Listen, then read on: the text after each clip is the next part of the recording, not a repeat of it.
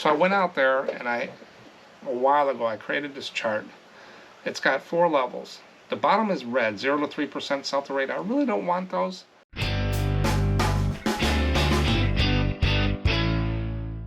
Welcome to SMPostcards. Today we're going to talk about a special card. I always look for these. Some do well, some are okay, but if you get a special horse, you can get some pretty good money. So right down here is the agenda for today's video, where I'm going to go through what sold on eBay. I sold 16 cards. It won't go too long, and I'll talk about each one. Then we're going to do a deep dive. Horse racing postcards. We all seen the linen cards with the racetracks, the fairgrounds, but what's the sell-through rate, the history of those cards, and the price that I found. Then instead of a poll or anything like that, I'm going to go over the pros and cons of reselling postcards. There's pros, there's cons of doing this niche reselling. And then at the end of every video, I always do pull some viewer comments from people ask me questions, and I kind of ad-lib and just give you my opinion about that. So let's go ahead and get started in what sold. Like I said, 16 cards sold. Not too bad. First card was the New Florida Hotel. Vertical card, up and down, chrome, unposted. I guess that's the new hotel in Florida. $4.75. Then this guy bought 2 cards. The Theodore Roosevelt. This is semi-gloss front, matte back, 6x4 of the Theodore Roosevelt aircraft carrier. And then he bought a matte on back and matte front, matte back Theodore Chandler DD717 boat. $9.50 for both of those cards. Next person bought 5 cards. 5 Hawaii cards that I put up. This is Hukilau and Hawaii. They're pulling some nets up on the beach. Stuff like that. That's number 1. Number 2, you got 2 people sitting on a diving board. It's Hilo Hotel Hawaii, or Hilo, might be saying it wrong. It's got rounded corners on this card here. That really doesn't give you much more money. It's a nice presentation, but I found that putting it in a title and stuff doesn't give that much more. That's number 2. Number 3 is a luau in Hawaii. What's neat about this card, it's United Airlines. Down at the bottom here. Chrome card.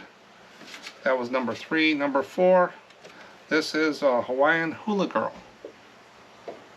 There she has her grass skirt and her lei on the top there. Unposted chrome card.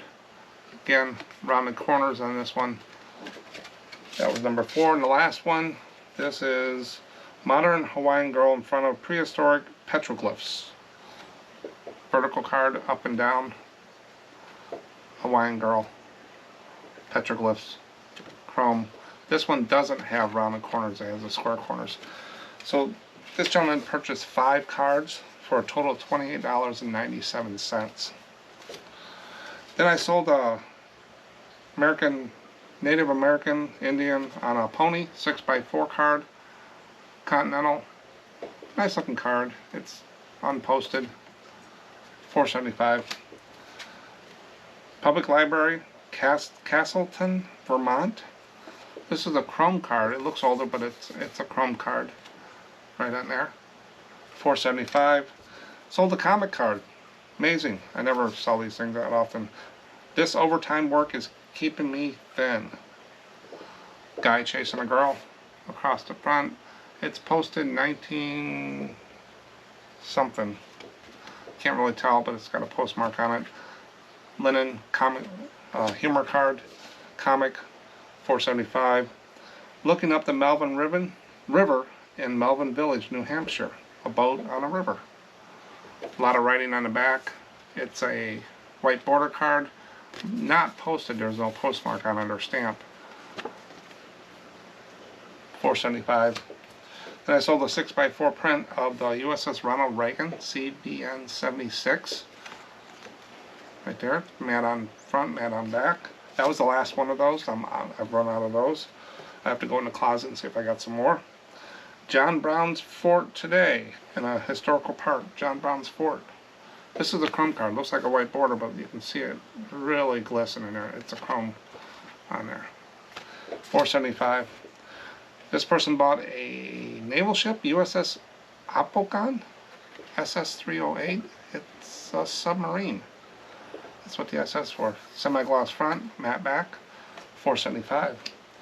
Then this one sold for $5.65. Another Hawaii card, Haunting Beauty of Hanalei Bay. Just standard postcard, and that sold for $5.65. So a total of 16 cards. Total dollars for the cards for today was $89.67. My average sale price, if I take $89.67 divided by 16, was $5.60. So my goals are I want to do 16 cards a day. I did that. $80 a day. I was at 89. Did that, and I want to keep raising my ASP. The ASP is kind of staying flat. It's going up a little bit, but for the year, but for the months, it's kind of down. Not there, but sales is still side trend to last year, up, down. It's all over the place. So it's kind of, I'm just looking at what I did last year to see what I did, and I'm pretty well flatlined to their not gaining, not losing over for the year. But that's what sold. Now let's get into horse racing postcards, a deep dive. Horse racing's been around for a long time. Down in Kentucky, it's big time, all over the place. You know, Kentucky Derby and stuff like that. I like horse racing postcards. They always do well. They do sit a little longer sometimes, but if you get that special horse or a special race, it can be some good dollars for those cards. But I'm going to show you some postcards here, and then I'm going to give you some history on horse racing and the postcards, and I got one fact about horse racing. So here we go. Horse racing has been around for a long, long time. It all started way back in the ancient times, like in Greece and Rome, where people would race horses for fun and sometimes even as part of religious festivals. But horse racing really became popular in England in the 12th century. That's when people started organizing races and betting on which horse would win. In the 1600s, horse racing became a big deal in England, especially with King James I and King Charles I. They loved watching races and even built special tracks called race courses. One of the most famous race courses, called Newmarket, opened in the 1600s and is in still use today. Then in the 1700s, horse racing came to America. The first recorded horse race in America was in 1665 on Long Island, New York. As time went on, horse racing evolved and became more organized. People started breeding horses specifically for racing, creating different types of races like flat racing and steeplechase. In the 1800s, horse racing became a big sport in America, with famous races like the Kentucky Derby starting in 1875. Today, horse racing is still a popular sport all around the world, with people cheering for their favorite horses and jockeys at tracks everywhere. Horse racing postcards are like time machines that take us back to when horse racing was super cool, back in the old days. Before Instagram and Snapchat, people used postcards to share their favorite things with friends. Horse racing fans would send postcards with pictures of speedy horses and famous jockeys to show how much they loved the sport. These postcards were like mini snapshots of excitement and fun. They've been around since the early 1900s, when horse racing was all the rage, and they're still really neat collectibles today. I got one fact here I put on here about horse racing. The jockey jinx. Are jockeys jinxed? In some horse racing circles, there's a spooky belief in jockey jinx. Legend has it that certain jockeys are cursed, and if they ride a horse, bad luck follows. Trainers will go to great lengths to avoid booking these jinxed jockeys, fearing their presence could spell doom for their horse's chances of winning. Superstitious is a lot in the horse racing, I think, in there. But that was a little history, and you saw some postcards of horse racing that are out there. There's a ton more out there. If you just go out and put postcards-based, horse-based racing in eBay, you're going to see tons of horse racing postcards. Especially about the horses and stuff is what I key in on. But one big thing I like to look at, there's two things. There's sell-through rate and pricing. Now sell-through rate is like the weather, the way I do it. Is it going to rain or not rain? You watch the news, they say it's going to rain and it doesn't rain. It's not 100% accurate. It can be a little bit off. But it gives me something better than just my gut saying, hey, that's a cool card, it'll sell. Give me some data-directed decisions. A little bit more than just my gut saying it's a nice card, I've seen this sold before. It gives you a solid way of saying, yeah, this will sell, possibly sell better than this card. So I went out there and a while ago, I created this chart. It's got 4 levels. The bottom is red, 0 to 3% sell-through rate. I really don't want those. I end up getting them sometimes because I think they're cool cards, but they're not. I try to stay away from those. And then between the average and high, 4 to 10% is where I work all the time, from divided back down to Chrome and current cards. They're going to be what pays the bills. That's what sells, what consistently sells. And while I'm looking for those, I find the very high in boxes. People miss things. I miss things. You miss things. You can capitalize on those misses. So if it's 11 plus over, it's a very high. I'm going to pick those cards up if I get them for a good price. I'm not going to pay $5, $10 a card and then try to sell those unless it's a $60, $50, $80 card. So you got to take that a little bit, make some decisions, but you got to look at the price as well. What is your return? So how I do this, I just go out to eBay, right in the search thing. I just, real quick, I put postcard horse racing. Hit the sold, which gets completed. Tell me what you got. Now, if I do this right now, and then 10 minutes later I do it again, the number could change. It's just the dynamics of what they're showing me and what's in eBay. But it's usually not far off. It's in the ballpark. It's all I want to be. I don't need to get down to the last card. I don't need to get down to everything. It's not going to make a difference. So I found 762 sold and 6,500 listed out on eBay for the last 90 days. That's what this does. The calculation is sold divided by listed times 100 equals the sell-through rate. I round up or down. People don't care about 29.1 or 29.3. Just give me a solid percent that I can remember. So if you take 762 divided by 6,500 and times it by 100, you get 12% with the rounding. So if you look at the chart, it's at the very high. It's right at the end, top of the high, right at the beginning of the very high. So these are cards I wouldn't pass up on a sell-through rate decision. But then you got to see if that 12% really holds. So I always go out and try to bump it up against some other like things with postcards. So I went out there and I put postcard harness racing. That's a type of horse racing. There's only 96 out there. Comes up with a 32%. So if you got harness racing on there, but now when you get in these lower numbers, the denominator can cause these to fluctuate a little bit, as I found. But 32%, it's still in the high, and horse racing was in the high, so very high. So I'm still good there. It's kind of, harness racing is kind of an outlier.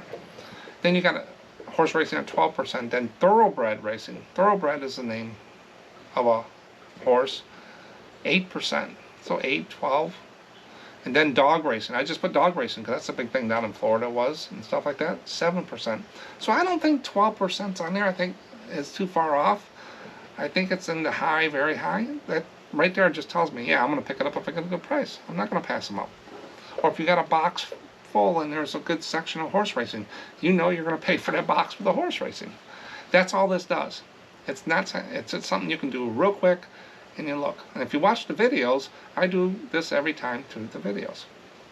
Now let's get in and see what the pricing is. So if I went out and I found some horse racing cards, because I said the sell-through rate's pretty good, I bring them home. Now let's see if what they're worth. Well, there's two different levels I look at. First thing I do is I throw out all the real high outliers, the ones $500, $600. To find those, when you find them, you know you got them. Those sell themselves. I throw those out, and I throw out the $1.99 and 99-cent auctions. Those will have no play in my business model. I don't even look at them. They can do whatever they want, and there's so many sellers, so many postcards out there that do that and stuff. I'm here to make money and move quantity on cards. So I throw those two out. It leaves me with a nice area to work with. Now what I'm going to show you here is called extreme pricing, which is the topper level of that area and a higher price watermark of that area. Then we're going to get down into the average cards that you see all the time and what the high water mark in those is. I won't even look at the lower ones on there. So the first one I found is Ashland, Virginia, Secretariat Racing into History. Now look at this, 2024 dedication postcard. That's this year, and it sold for $105 with 4 bids. There's something with that dedication postcard. I didn't dig into the rabbit hole on this, but $105. Next one is a real photo of a racetrack in Montana, Glendive, Dawson County Fairgrounds. You'll get a lot of fairgrounds with horse racing. Took best offer on $75, maybe 70, 65, 60. Still not bad. So real photos still, they'll sell themselves, but they get up there. Then the Man of War here was a racehorse. Certain cards with certain horses. I always put them in a Terapeak, eBay, Worth Point, if I get a horse card like this. Because the name of the horse and the time the postcard was can bring money like this in, that I found. Have I sold one? I don't remember selling too many, but I know I've had a lot of horses that sold, but I think they were just normal chromes. I've never gotten one at this level, if I remember right. But if you get a horse, dump it in there, take a second, third, fourth look in those. But if you look through here, you got 50, 60, 105, $50 to $70 for higher end cards on there. Not too shabby. Then you get down to earth and the average stuff we find in boxes and we find out there all the time. Out there, and I take the top water mark of that batch. The first one here is Burton, Ohio postcard, Garden Gauge Fair harness race. $32. 7 bids in an auction. It's not a bad looking card. I don't know. It looks like a divided back with the writing on there and stuff like that. And the horses going around. So $32 in an auction with 7 bids. They had some people going back and forth. Get the town, the city, state, fairgrounds in the title, because that's what people search for mostly. It's found in city and towns is what they're looking for. And horse racing. The next one is Danville, Illinois, which is about 2 hours or so southeast of me. Almost direct. 1909 postcard, vintage. I wouldn't put that in a title. Just put the era and the item specifics. They'll tell people what it is.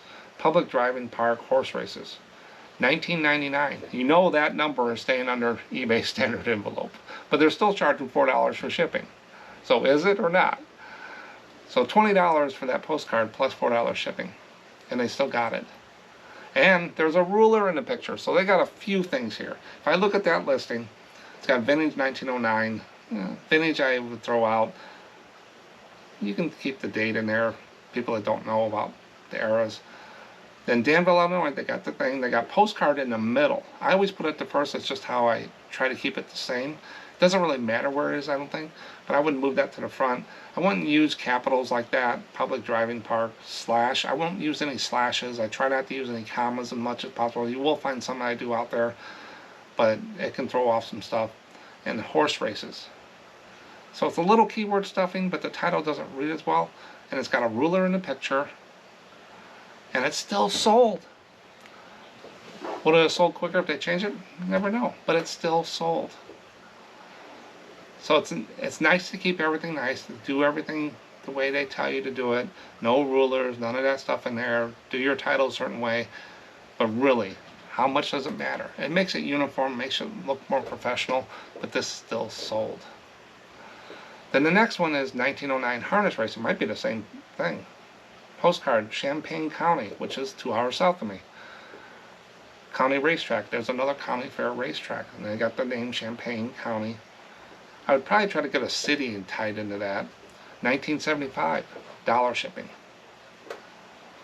So if you look at that, I would say $20, $25 for normal high-end horse racing cards that are not at the top level. So they're not bad cards to pick up. I don't pass them up when I see them. If I can get them for $1, 50 cents, I'll sell them. Even if I go a little higher, if it's got the city and town on it, I might go a little higher because I know I'm going to get a return on it. So what do you think about horse racing? Do you guys play the ponies? I don't gamble, so I don't know anything about horse racing or what's involved that much. I watch them on TV and stuff over the years, but I don't know much about it. Let me know in the comments. Who knew? Now the next section here is something I just put together about the pros and cons of selling postcards. I get a lot of questions about, should I go full-time postcards, or how do you do this, what do you do, and stuff like that. I cannot run your business, but I can help guide you on what I've done over time to be successful in what I do on my niche. I am successful. My bills are paid every month. I put money in my pocket. I'm reaching my goals. I think that means successful. Am I the top seller out there? Do I have the most cards? No, that's not what I don't run a race. I run a business. I'm not at the bottom where I'm scraping and sending discounts all the time just to get the sales in and pay my bills. My expenses, I manage them. That's how you run a business, not run a race. But I get a lot of questions about, should I do it? Should I not? Should I charge shipping? Should I do free shipping? How do I do my inventory? I can help with that stuff with my videos here on what I went through and what I do. But there's so many different ways, but you got to be you. You got to do it your way, but don't make it complicated, because it can get old after a while. But I come up with a bunch of pros on why to sell postcards, and then I got a bunch of cons. So let's go through those real quick, and I'll put them down at the bottom here so you can read along. But reselling postcards on eBay can be a niche, but profitable business, which it is for me. Here are some pros and cons to consider. The first pro, I got 1, 2, 3, 4, 5, 6, 7 pros to go through. And they're pretty quick. So the first pro is there's a low initial investment. Postcards are generally inexpensive to acquire, especially if you buy them in bulk or sourced from estate sales, flea markets, and auctions, eBay, different places. So there is a low initial investment with getting into postcards. The second pro is high profit margins. Given their low cost, postcards can be resold at a significant markup, especially hard to find in vintage ones. So if you buy a card for, a lot of my average card over time is about, this year I'm about 5 cents a card. My average sale price, as you saw today, was $5.60. Sure, it's a lower dollar on the sale, but if you do quantity of those, a lot of those, you're bringing more than what some people can bring in on larger things. Overall, they get more money, but percentage-wise, and for the work we do, we get a higher profit margin. Ease of storage. Postcards take up minimal space, making inventory management and storage simple and cost-effective. You do it right, set it up. You're going to change your inventory 2 or 3 times. Everybody does it. You're going to think you got the next mousetrap and stuff like that. And I've talked about it many, many times. There's 2 ways I recommend it. Go check the videos out and stuff like that. If you got any questions about it, here to help on inventory. But you will, it's probably one of the most important things to me is those boxes that I have over there of inventory. They're easy to store. I got over 100,000 cards here on that side of the office, 5 steps to my desk. I don't have to go to a storage unit. I don't have to do other things to get that. Wide market appeal is the next pro. There are collectors and enthusiasts worldwide who seek specific postcards, providing a broad customer base. Everybody says we're losing people and so that. I think we are, but we're gaining people. People want to know what things look like when they're younger. The baby boomers are getting older and stuff like that. So it is a wide market appeal. I'm amazed at some of the cards I sell. When I first started, it's like, oh, this sold. Now it's just like whatever sells. People have different interests, so it's a wide market. Educational. I like this one. Handling historic postcards can be educational and interesting, adding a layer of enjoyment to your business. Once in a great while, like I'm going to look a little closer at that one. I just think it's fascinating. It's Native American and stuff. And then this one's got some stuff about fair and expo. I like to learn. I don't read a lot of the cards. I kind of go through a routine. But if I see one that's really important or interesting, I'll stop for a second. But I try not to go on a rabbit hole, but it is educational. I've learned more about geography than I ever knew about the world and places. And I have some set to the side that we'd like to travel to. So it is educational. Next pro is low shipping costs. Postcards are lightweight, inexpensive to ship, reducing overhead costs and making international sales feasible. International, I wouldn't know about that, but with postcards lightweight and inexpensive, eBay standard envelope, 69 cents, we can send up to 3 cards basically, 3 or 4 cards in an envelope. So what if they don't get it? You refund and you get your money back through eBay Standard Insurance, or you're not worried about that $200 electronic piece of equipment or those $150 shoes. You got a refund. It's just easy, low shipping cost, and you put them in a 12 to 14 cent envelope. The last pro, easy listing. Creating listings for postcards is straightforward and usually requires less detailed descriptions compared to other items. You get a template or use some 6-bit or whatever, you get it set up, you can list a lot of postcards at once, and you need to because of the lower price range. You can really get going. It just takes a little bit to get in a rhythm, and then once you go, you can do them. If you could do a lot of researching, that's a different kind of niche to this niche, then it's going to take you some time to do those things, but you're going to get rewarded for more dollars. I'm not the researcher type. I'm more of a quantity, get it out there, cities, towns, churches, post offices, whatever. That's my niche. I can't do it all on there, but they're pretty easy to list. It just takes a little while, and it's rinse and repeat. So those were the pros that I come up with. If you got any more, put them down in the comments and we can add to the list. Then we get into cons. What's wrong with selling postcards? People that don't understand postcards will look at the cons more than they look at the pros. Just like I don't sell clothes. I don't sell electronics. I know electronics, train electronics, but I don't want to deal with it anymore. I don't do shoes. They don't do postcards. So we look at the cons a lot. We really need to look at the pros. But here are some of the cons that I come up with for postcards. The first one, it's a niche market. While there is a dedicated market for postcards, it is relatively niche, which may limit the volume of sales. So instead of having this whole pond of buyers, fish out there, buyers out there, you might just get a subsection of those buyers that are postcard. So you got to key in on there. You got to get them out there, get a good price, get a good presentation. So it could be a niche market, but it does go wide. A lot of people don't know about postcards. I don't know those sold. They do. Next one is time consuming. Identifying, researching, and listing each postcard can be time consuming, especially if you aim to provide detailed descriptions and accurate pricing. Yeah, like I said, you get down in the resourcing part of it, you can't spend a lot of time on a $4 to $5 postcard. You gotta get them listed, gotta get them moving. The longer ones the time I do is the real photos and some research here and there is where I spend my time with the return. I'm not gonna get my time returned off of a home card of a boat going under a bridge. It's probably not gonna be there, so I don't want to spend a lot of time. So I plow through those. I gain some, I lose some. So it averages out, I found. But the higher end ones I will spend the time. Competition is another con. There are many sellers in the postcard niche, which can lead to price competition, requiring you to distinguish your listings through quality and service. A lot of sellers out there right now. There's 10 to 11 million postcards on eBay. A lot of new sellers. Prices all over the place. So how do you manage that? I mean, if you get a pair of shoes or something like that, you can go out and comp and see that, pretty simple. But with 10, 11 million items out there, probably a lot of the same postcards you got, they range from 99 cents to $10. I mean, the same card.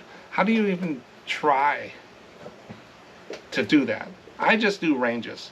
I start at $4.75, $5.75, $8.75, $10.75, $12.75. Anything over $12.75 goes in a special folder, and I look at those closer. Or if I see something special. So if it falls close to one of those ranges, that's my price, because I know I bought them for 5 to 10 cents a piece, average. And so you can't spend a lot of time going through it, because if you've got a number in your head, I want $20 for this card, you're going to keep looking until you find one that sold for $20, and when all the other ones sold for $5 to $6. It's a competition. So you can't, it's hard to deal with that, but you're also not selling just a postcard, you're selling your service. Free returns, free shipping, or whatever. You're selling a service above the others too. Next one is market fluctuations. I think this affects everything. The demand for specific postcards can vary and trends can change, affecting the value and saleability of your inventory. So one time, a couple years back, Bahamas got nailed with that hurricane, just wiped out the island. That morning, all my Bahamas cards sold. It just went through. When Hawaii had that fire, that one in Maui, Lanai, I think it's called, all my cards sold with Lanai on them. So you'll get the disasters will pick it up, or something going on. You got election year, maybe your president postcards, your patriotic postcards, your holiday July 4th, your Christmas time. So there's market fluctuations in everything. I think any reseller will see that in almost anything they do. You're not going to sell a winter jacket of that as often in the summer as you would as you get into winter and stuff like that. Then you got condition sensitivity. The value of postcards can heavily depend on their condition. Handling and storing them without damage requires care and attention. Yeah, you got to be careful with them. They are made to be mailed. They are on cardstock, but if you look at this one, it's got a little bit of a water stain on the back, and it's got a little warping to it. So would I call that out? No, it's a used postcard, so a history of the card, it hasn't stopped it from being listed, and I wouldn't call that out in the description. They can see the scans. So condition is a lot on the higher end stuff, more than here, but people will want to know if there's a ripped corner and stuff like that. So a lot of times I won't even list them. I'll throw them in my flea market box. I don't want to sit there and stop and write all this damaged cards. I don't try to sell damaged cards. Next con is limited growth potential. Scaling a postcard reselling business might be challenging due to the niche market we talked about, and finding a steady supply of valuable postcards can be difficult at times. That's why I landed in the niche I could, because I'm not having a problem sourcing postcards in the divided back down the Chrome. I can go out and get cards tomorrow, today. I can find enough cards. It's when you get into the higher end cards, so it's more selective and stuff, I think, is the ones that are in collections and stuff. You will find them, but a lot of people have areas that they don't see them. But on being online and stuff like that, you can probably find them, but it can hurt your growth potential. Plus, you got to have a lot listed if you're working in certain niches, and you got to have a reputation. So I think that helps with the growth. Another con people just can't get over with in reselling when they come into it, but they need to. Returns and disputes, it's part of it. You put yourself out there, you sold something to somebody, they gave you their hard-earned money for it, they expected something that you said, or they interpreted it differently, and they want to return it or dispute it. It's just part of business. Handling returns and disputes over the condition of or authenticity of postcards can be more frequent due to their collectible nature. Yes, if you don't put a rip title, it gets a rip, they might return it. They didn't see it on the scan and stuff like that. Also, the authenticity. When I have these higher end Halloween cards, these are originals. They're not reprinted. Some people will buy things thinking that they're the original. I get them and it says a reprint or something on it. The authenticity. So you're going to go back and forth if you work at the higher stuff. You're going to get a lot more questions in that area, I think, than I do down on the bottom. So I don't spend a lot of time with questions. I don't get that many messages in eBay on there and stuff. But you will have to get over inconsistent sales, returns, and bad feedback. Those are the three things that it's going to happen to everybody. And you're going to feel bad when you do it, but don't let one person change how you do business. It takes a lot to move my boat to change what I do. Just because I get 3 negative feedback in a month on something doesn't mean I'm going to stop and change what I do, because I just sold, what about the 97% more on there? One thing should not change the way you do business. One incident, because you don't know what that person's thinner. But if it consistently comes in, you need to take a look at it. So reselling postcards on eBay can be a rewarding venture if you enjoy the collectible market and are willing to invest the time to learn and operate efficiently. There is a ramp up if you get into selling postcards. You have to learn certain things. We're going to talk about that here in a second in viewer comments. You need to learn eras and stuff like that, and you get up there. But once you get to the top, it's all downhill from there. You've learned how to. So I always tell people, go out and buy your first 1,000 postcards, list your first 1,000 postcards, ship your cards, sell them. You're going to be fine. 3 to 6 months, you're going to be where you need to be, and you'll know what to look for out there. Now, you always grow, like doing horse racing and stuff like that. Some of these cards I don't see that often, and I have to remind myself what they are. I can't remember everything, and I don't know everything. You never will. There's always someone that knows more. But you got to look at your return, what you want. But that was pros and cons. I hope it helps a few people. You guys might already know all this, but some people out there are learning and trying to refine their skills on there and stuff. But if you got any pros and cons that I missed, or you want to change up what I said, put it in the comments and we'll come up with a good list. Maybe I can put something on Ko-Fi to say these are the pros and these are the cons of doing things. I got stuff going in my head for next year. Now we're going to get into viewer comments. I only got 3 comments today. Pretty quick. I think the last one's going to make me think. I might need some help here. But these come from eBay, which I don't message that often anymore. I pretty well stopped anybody sending me messages there. But they come from YouTube and email. A lot of emails. I got 2 on here from emails. And I took the name out and stuff because it's more private. If you put it in YouTube, a comment, it's got your name on it. It's open season on that because everybody sees it already. So I use those. But in email, it's more private. It's at contact@SMPostcards.com, and you can comment. I think I've gotten back to everybody. I've been working on some other things lately. As you'll see later on, I'll show you. I was taking a lot of my time, so I've gotten away. Might have been a little delay in there, but I do have your messages. If I haven't responded, send it again. And I don't have any rules in there. It goes through a special system I got to check all the security and stuff, and it's separate to my personal. So I pay for that little extra to keep it off my, pretty well off my computers and let them do the thing. So it does take a little bit to get through, but I do see them on my phone or I see them there. But the first comment I got is from Susie. Hi Mark, standard envelope question. Can someone just print the label directly on an envelope? How does that work? Can you explain? Do you need a special kind of printer and labels to print the address on label? Love your channel. If I remember right, I responded to her. I messed with that years ago to take an envelope, put it in a printer and just print out, cut and paste and Word and just print it out. But I found I had to align the envelope right and do all this. It just took more time than printing out a label on my little Dymo printer. Does anybody do that with the eBay standard envelope? Get it to print on an envelope?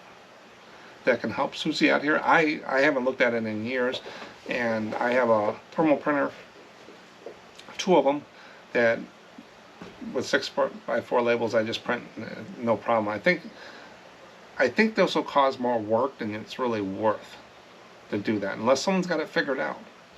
So if you do, put it in the title or in the comments. Thanks, Susie. Maybe we'll get some help for you. The next one is, someone looked at my eBay store. You can see what I sell. It's wide open. It's SMPostcards. You can go to www.SMPostcards.com. It will take you right into my eBay store. So if you get going and you have a name, get the domain. It's only like $20-some or $30 a year for the full protection and the name. I own SMPostcards.com and SMPostcards with the S, because people will do that. Those are pointed directly to eBay. Nowhere else. That's why I don't have multiple stores. Then I would have to get another name and point it another way and stuff. I lose the reputation on there. But you want to lock those in. You want to take your name.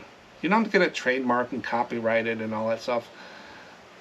For the money that we make on eBay, I don't think that's worth it if you're a lower level regular seller.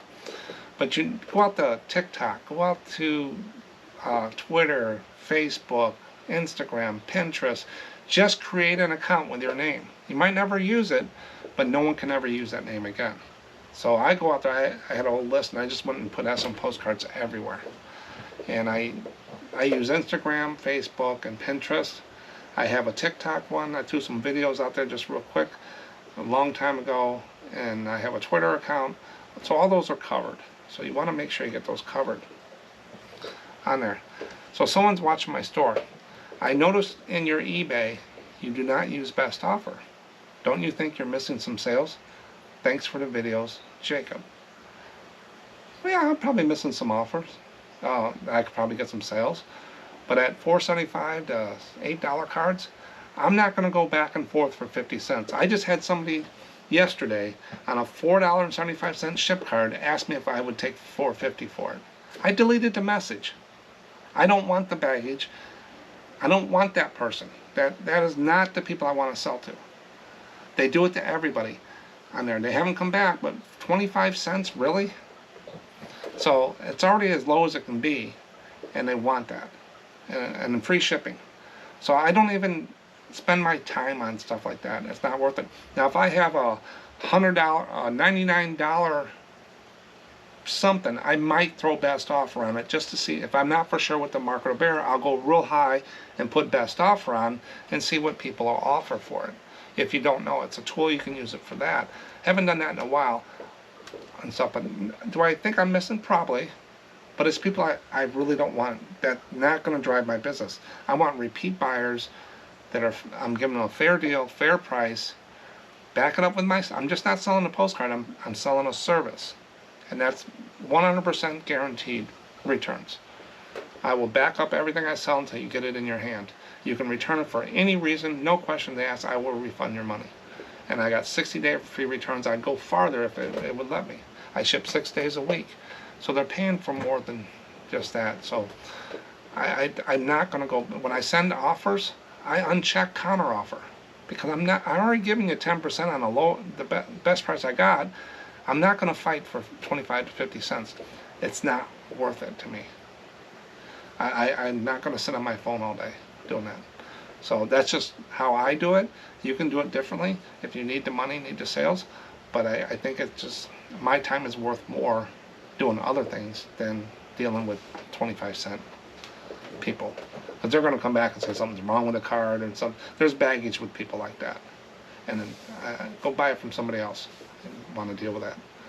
That's just things I've learned over time in business over the years. Thanks, Shankup.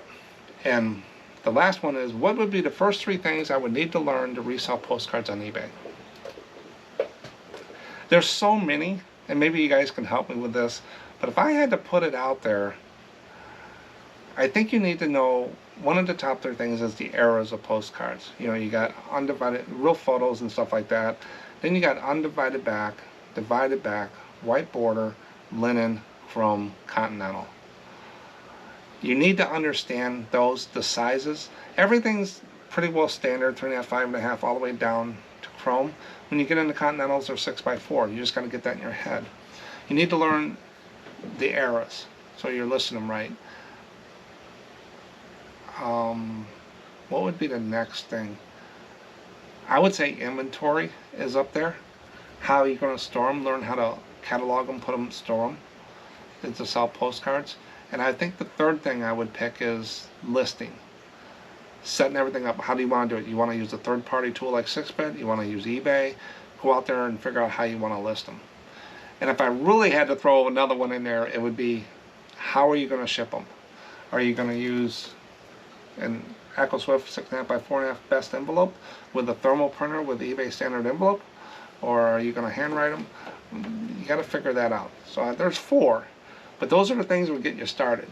You can always go out and buy postcards, but you got to understand what you're buying. You got to understand how you're going to list them, how you're going to store them, how you're going to find them when they sell. You know, your first 500 you can get through. Oh, I'll find all these. But then you get up to 1,000, 2,000, 5,000. You got to have something that's scalable. And where are you going to store them? That's not around water, and they're not going to get humidity. You're going to put them in sleeves. How do, you know, just those are the things that think. So if anybody got any tips on your top 3 things that people should learn to start reselling postcards. I think it'll be different for everybody. I can think of so many things that you got to do to make it successful that I think I could just go on and on and on if I listed them all out. But those are the 4 things that popped in my mind. So stick down in the comments what you're thinking is the top 3 things is. But check out horse racing postcards, especially the horses. If anybody's got any horse racing postcards, if you're into the ponies, you go to them all the time and place bets. You can send them into SMPostcards.com or contact at SMPostcards.com. And I got show and tell. I got another batch coming up. I got a bunch in my folder, and I can show some of these. But look for the special horses. The older horses is what I always look for. It's what I got in my mind. Just the linens of the fairgrounds and stuff. Those can do well. I pick those up, and I throw them, and I comp those in Worth Point, eBay, Terapeak, and stuff. Because some of those can be worth more. A lot of them are not. They're just average cards. But once in a while, I'll fall into one that's an $8 to $20 card. Haven't in a while if I remember. But I always look for horse racing. Thanks for watching. It's all I got for today. Check out these fish here. Bye.